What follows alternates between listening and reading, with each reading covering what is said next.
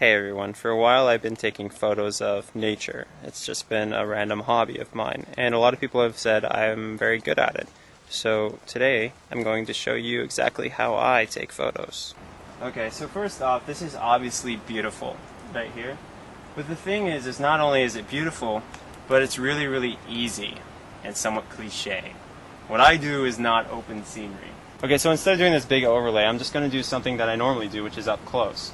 What's interesting is photography normally helps you embrace something that you don't see normally with your regular eye, but instead something that you don't always do. For instance, in nature, when you see something, you don't just automatically go, "Oh my God, is that bark?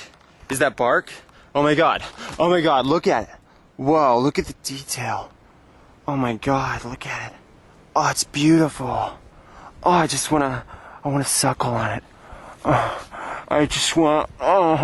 So instead, I'm going to save you the tree licking and just get an up-close photo, which everyone else can appreciate and automatically assume that you're some kind of professional, like I pretend to be.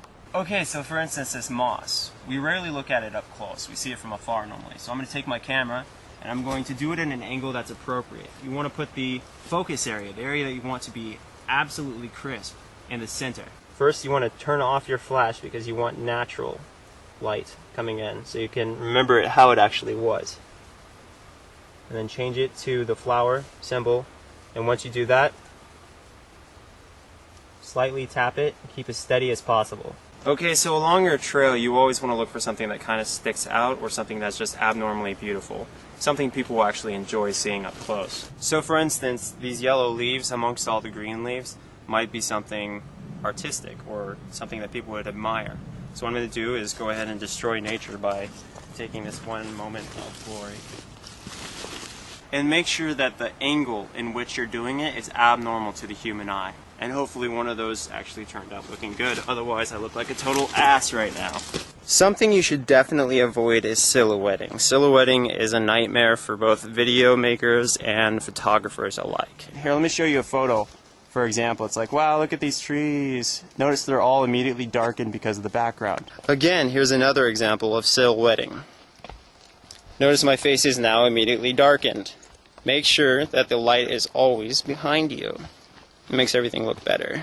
Now, to get a better perspective of how exactly I'm taking these photos, I'm going to use my Sony Handycam HDR CX7. I've noticed that these plants are growing out of a stump, which may seem somewhat interesting.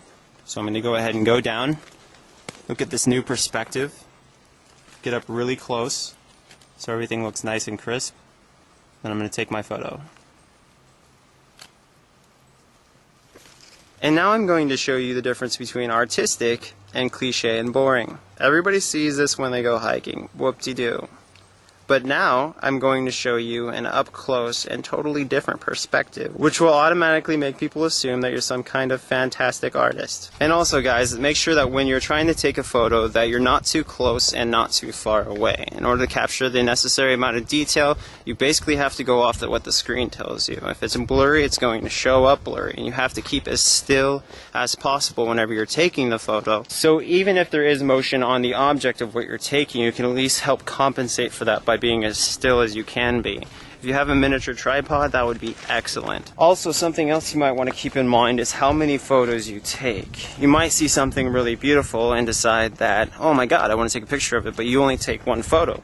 And the problem is that you slightly moved just a little and it blurred the whole thing. So take multiple photos. Try to take maybe 2, 3, even 4 photos of something if it's really worth it to you, because ultimately you're going to find that there's a ranking system amongst the results. It's not going to always be the same quality every single time.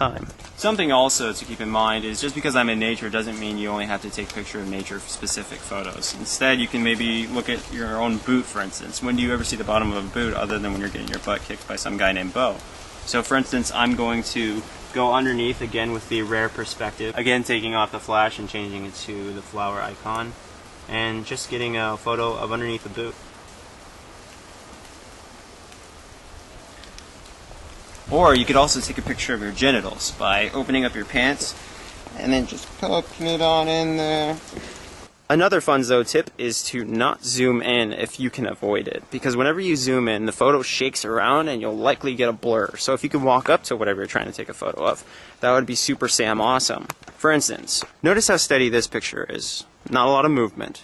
But now when I walk away and I zoom in, you'll see that there's a lot of movement, and that's just human error. You can't really control that.